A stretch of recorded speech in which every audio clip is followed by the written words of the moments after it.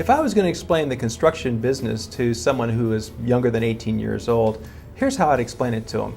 There are three parts of the construction business. One is the acquisition of work or getting work, and that's estimating, bidding, and pricing.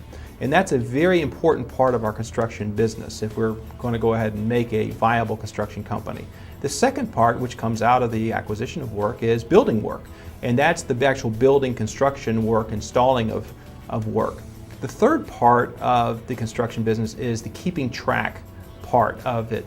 And what that is that's the thing that obviously makes sure that we're making money, we know what our costs are, we have filled out the proper forms, permits, things like that are very important in the administration of the projects that we're building.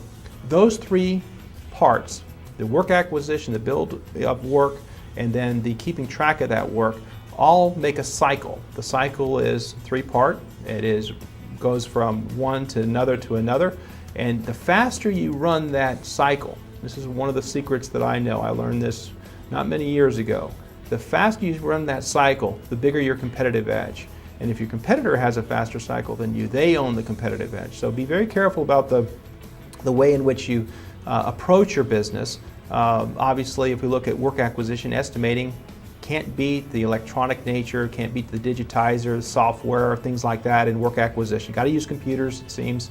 One of the things about construction itself too is that, in the keep track side is that we really don't want 4, 5, 6 reports given to us by our financial manager.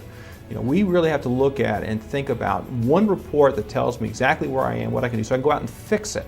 That leads to a faster cycle.